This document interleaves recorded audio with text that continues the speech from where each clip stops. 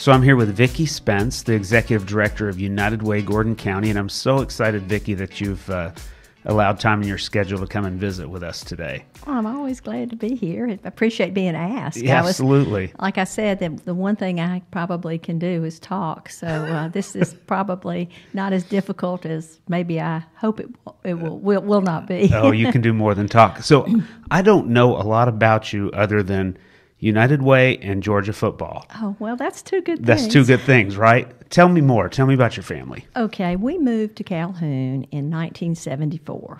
I was an educator and spent 33 years in education before I joined United Way. Well, in that period of time, we were here about 4 or 5 years before we had our first child. I have two boys, Van, who is a head football coach in Paulding County at Paulding County High School, and Cooper lives in Sandy Springs, Buckhead area, and he's an attorney. And then my husband is retired. He's an accountant, and he's retired, and now he has his to-do list every day that I give him. So we do love the dogs, and we love Calhoun, Gordon County, because it's home now. We've been here for so long. Of course, we grew up in Athens. My husband and I were high school sweethearts and have managed to stay together for many, many years. That's I think great. it's 47 years in August it will be, and then we dated all through high school. So it's kind of been a long relationship. That's great. So when did you came to Gordon County in the early 70s? When did you shift from education to the United Way? In 2006. I retired in 2006, and I was retired for 3 days.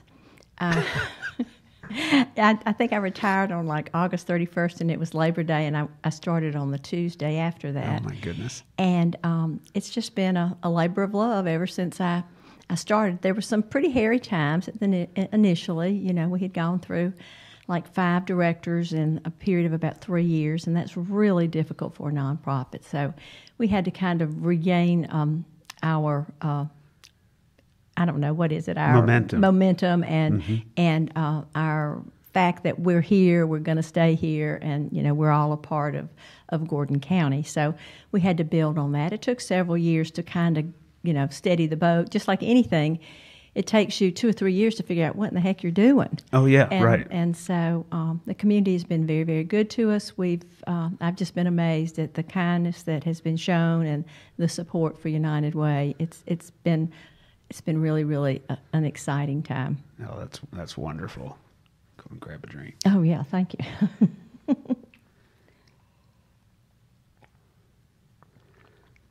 So talk a little bit about the significance of the work that United Way does here in Gordon County. Well, I come from a kind of a different perspective than a lot of people that have been a United Way director. As an educator, I was always for the underdog, and I don't know if it's because I was a Bulldog fan for so many years. I was just used to cheering for the underdog. But I always was, and when I was in the education field, I ended up working with a group in our community, well, within our school that we started with school-based family advocates, because initially children weren't coming to school, and it wasn't because a 5-year-old or a 6-year-old doesn't want to come to school. It's because mom and dad can't bring them to school. So we set up advocates in each of the schools, and they're just, Phil Robbins was my superintendent, who's a volunteer here.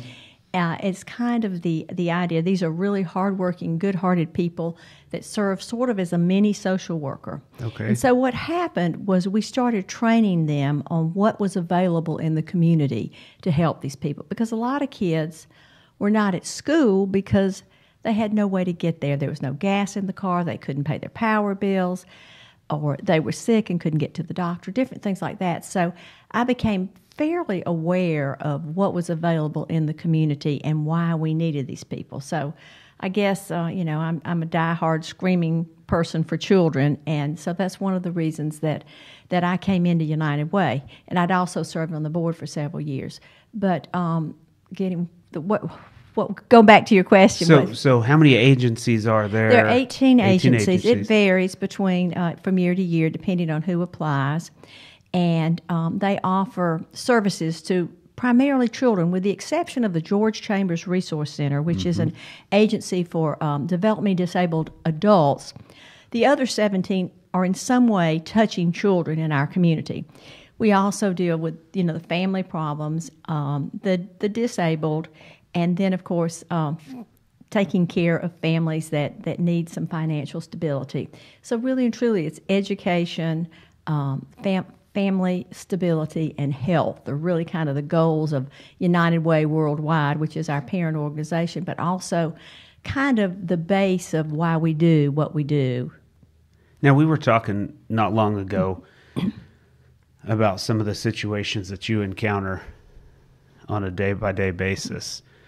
Not a lot of them are positive situations. A lot of negative stuff. How does that give you perspective? Well, it's difficult because you can't help everybody.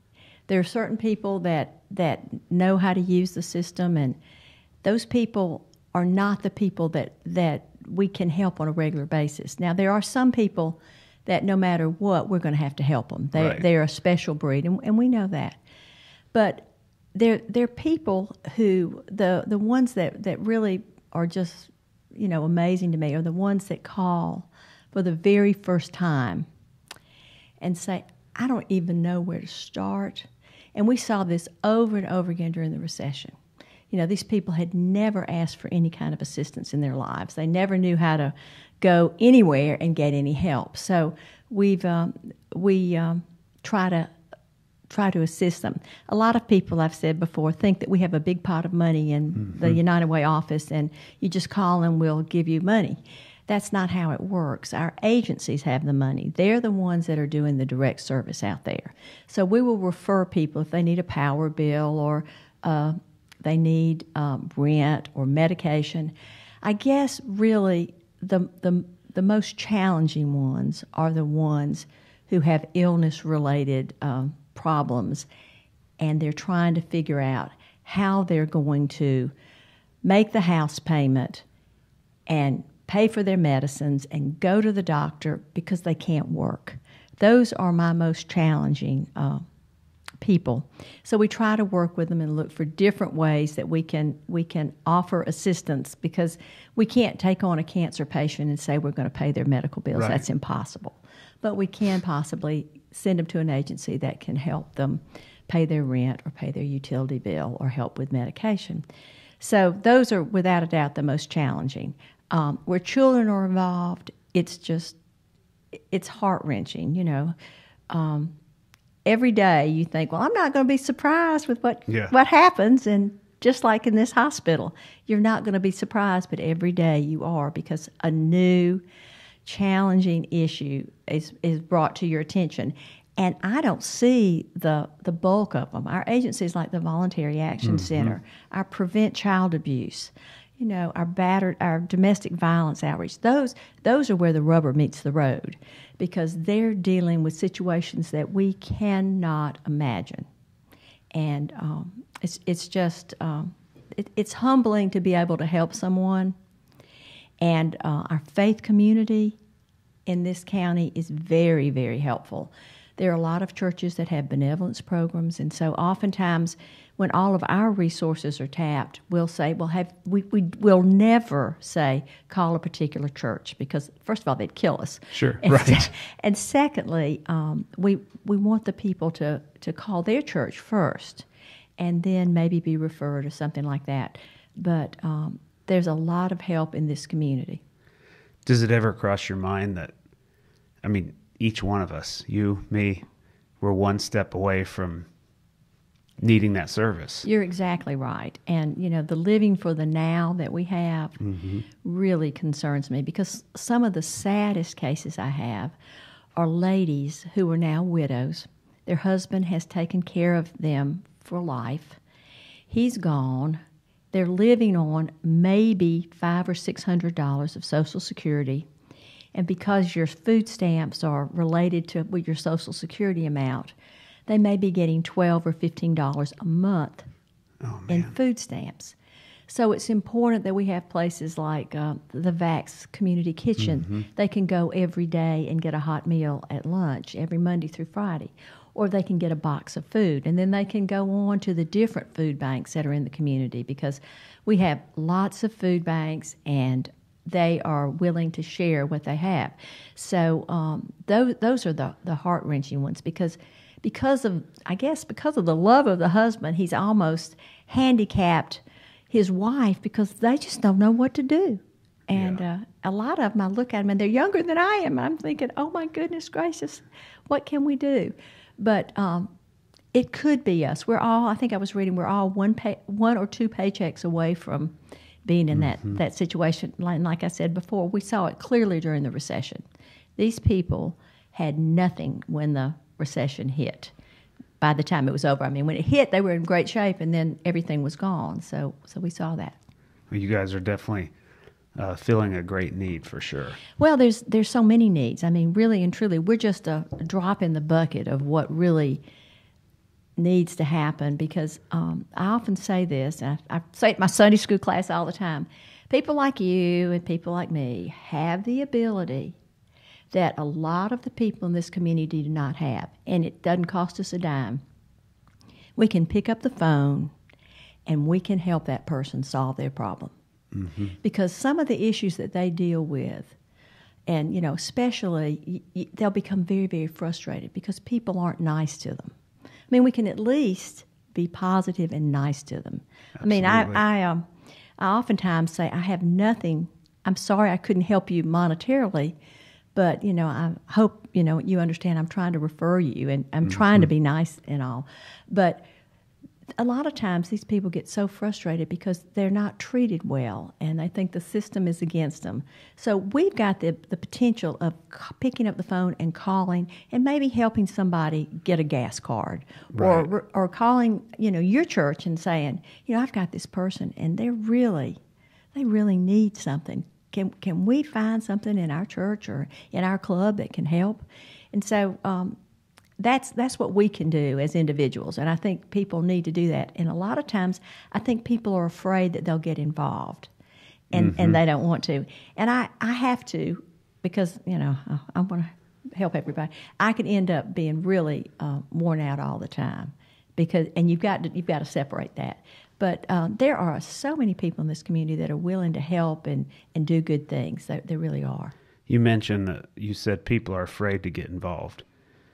I follow United Way Chattanooga on Instagram, and one of the quotes that their executive director recently shared was, "We are ordinary people risking real connection to have a profound impact in our community." It is an excellent. Man, that just really speaks to me, doesn't it? It does.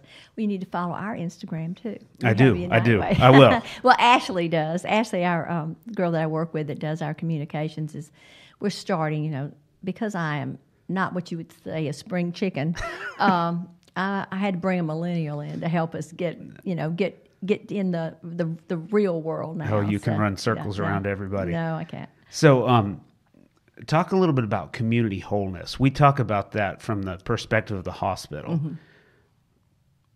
Community wholeness can mean something different to each one of us. What does that mean to you?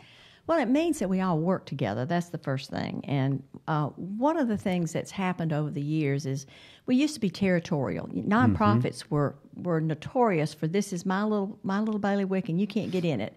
And we've worked through Family Connection and the interagency and other things to try to coordinate services so we don't duplicate.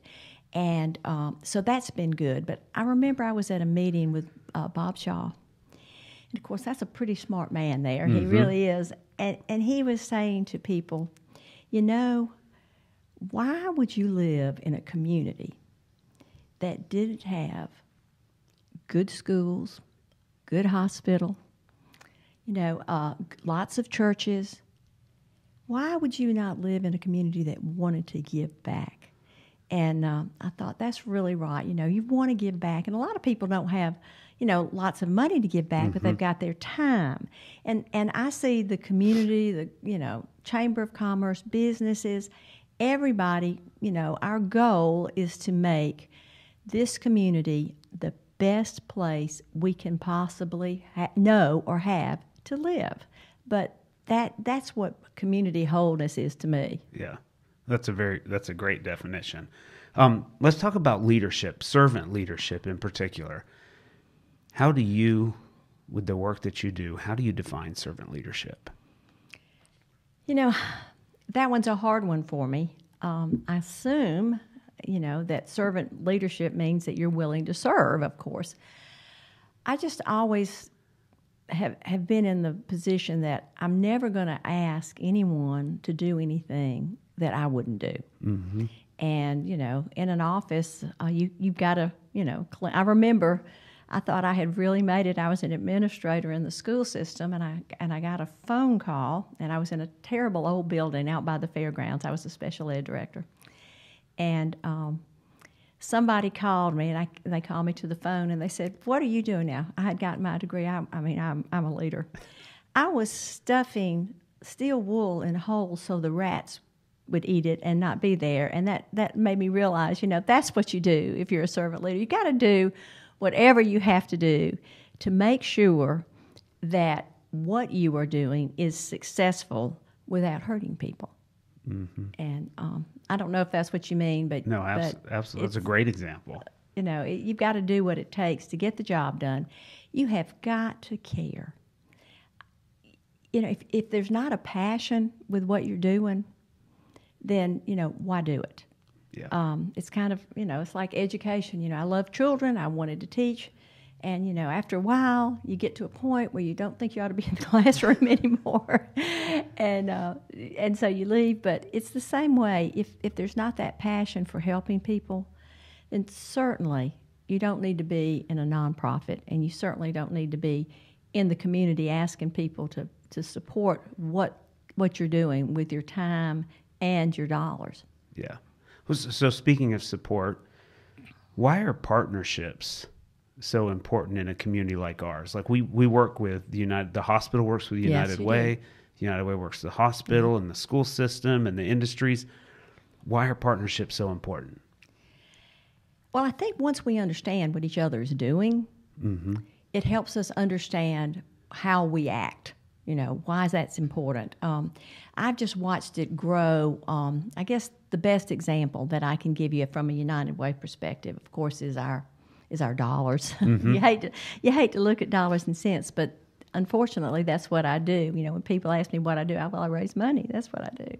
But if you just go in and ask a company to let you do a United Way campaign, and you come in and you do that, that's wonderful. But the first example that I can remember of a company really getting involved with United Way was Shaw Industries.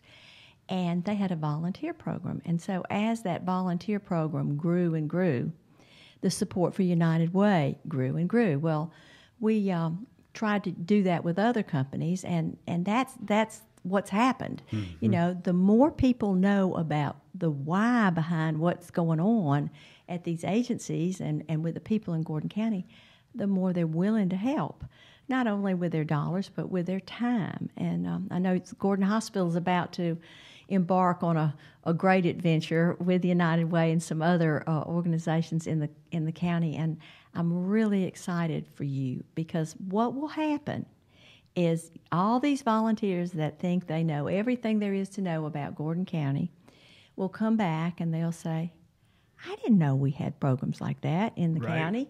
They may not be United Way programs, but that and once you understand it, then you start thinking, "I really like that. I have a passion for that." And one of the hardest things that we have are finding good board members to serve on we have 18 boards, and in other agencies, good volunteers that will come and do the things. In the arts as well, whatever, you just need people to know what you're doing and then go out and say, "Wow, this is great. Have you been to so-and-so?" And so that's what I consider the partnership. And, of course, we have to be equal players. We can't always take. Right. We need to give, too. So you mentioned fundraising. Your number one job is fundraising. One of the big projects that you do each year is Dancing with the Stars. That's right around the corner. Probably seems like you just finished, but it's right around the corner. Tell me about Dancing with the Stars. Well, it has been the largest single fundraiser in Gordon County for many years. I think we're approaching almost $1 million. That's incredible. You know, I think it was 800. I think we maybe got up to 900,000 last year because we changed it up a bit. Mm-hmm. But when we started, Donna McIntyre from Greater Community Bank came to Sarah Husser, who was then with the gym, the gym theater, mm-hmm. and me, and she had seen a program in Rome. She said, I think y'all can do it. Well, our ultimate goal, we thought if we could raise $50,000, we would really be successful. And so we got some great dancers, and that was key. The mm-hmm. first year, you had to have the people that people wanted to see. And so it's gone on for several years. We had 6 years of adult dancers, and we had 5 years of new dancers, and then had a reunion show. But what happens is people begin to realize that there's a lot of work to being in Dancing with the Stars, and our dancers have been great, and they'll always tell you it's the most fun thing they've ever had. But the community has been amazing. The first year, we sold out probably in the first couple of hours. The gym had a limited amount of 450 seats. Right. So we had to go to a second show. Well, it got to a point where every year people were lining up. I felt so bad because we did it on Sunday one time and they didn't go to church because they were standing in front of the gym theater. Oh, waiting in line for tickets? So it's the hottest show in town. It is. And we sold out every year. So and the second show, and then we had the TV thing in Fellow Vineyard. Well, last year we did it at the gym, and it was wonderful. And you know, there's no problem with the gym at all. It was just it was time. Students last year, right? It was students. And the issue was that it was all high school students, and they had to try out. And, you know, we went to all the high schools. We encouraged them to try out. And then we sent their videos. They had to do a video, and we sent those to out-of-town judges, and they selected our dancers. Okay. So we did that again this year, too.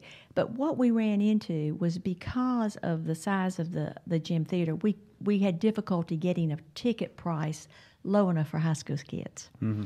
So we started looking around, and so this year United Way is on its own. We're at the Calhoun High School, Calhoun Performing Arts Center. The CPAC. The CPAC, yes. And you know, I didn't want to get any pushback from people I was in Gordon County schools for 21 years. I've been in Gordon County schools, a big supporter, but there's not an auditorium in Gordon County. And with the technical requirements of the show, we have to be in an auditorium, or a theater. So hopefully that has not been an issue. So we did it, and last year, and we decided to make it a fair playing field. We weren't going to let the kids raise money like the adults did, and some of the adults were killer money raisers. Mm-hmm. They really were, which is great. So, and then also the fact that if you didn't buy a sponsorship, there was no guarantee of a ticket. That also helped a lot. Yeah. But last year we didn't have the students selling the sponsorships. But this year we decided, well, let's go for it. And they've been quite busy. I'm sure they have contacted most businesses in Gordon County, and the sponsorships are coming in, and the advertisements and things like that. But it's called now it's called Dancing with the Stars Gets Schooled. And, of course, Joni Harbin mm-hmm. Was the biggest surprise, I think, of all. She had never emceed anything until we had her. And I was sitting next to her at a chamber meeting. She said, next year, I want to be the host of Dancing with the Stars. I said, well, what about this year? We don't have one. And so she's been with us all 6 years, and the 7th year she'll be there. And Bill Long, and for the last 6 years, has done the video for us. This year, we're going to a outside agency mm-hmm. to do that. We're trying to keep everything new and different. And Andy Baxter has been instrumental in the photography and promoting it. And now Ashley Goebel, that is our communications person and social media and all, and volunteer person. She and Andy, I'm stepping back a little, mm-hmm. and she and Andy are trying to go and take care of that.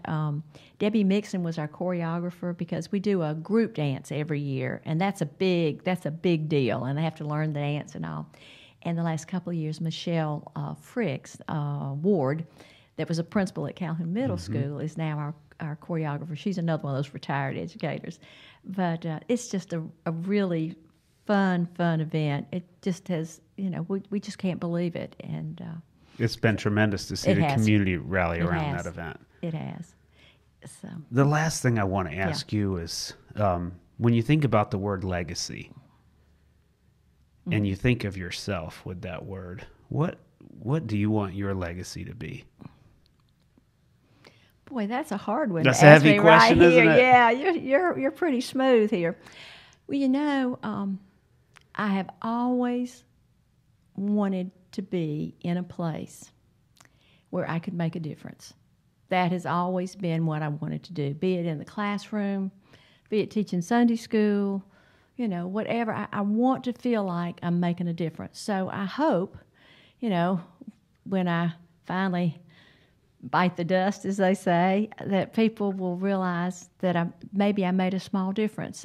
When we first moved to Calhoun, there was a lady in Calhoun, and you haven't lived here long enough, so you certainly wouldn't know her, but some of your people watching with her name was Edna Langford. And Edna Langford was a role model for me. She was married to our state senator and representative, Beverly Langford, but she could get people to volunteer, do things. She helped people. And I thought, now that's the way to be in this world, you know. And if you've noticed, if you ever go to the recreation department, the Calhoun swimming pool is the Edna Langford swimming pool. She made a difference in the community because she cared about what happened. And I hope if people want to know what my legacy is that I cared about people and wanted to make a difference in Gordon County. Well, you've made a tremendous difference. Thank you. And I want to thank you for being here, for taking time out of your very busy schedule. It means a lot to me, and it means a lot to our community, everything that you do. Well, I just appreciate being invited. Thank you. And I've watched you and seen what a great job you're doing at the hospital. It's exciting. I love to see your billboards when I'm going to wreck at 41 and 53. Uh-oh. That intersection that kills you, I'm going to be dead there one day because I'm looking at the billboards. But you've done an excellent job, and I appreciate that very, very much. Thank you, Vickie. Thank you.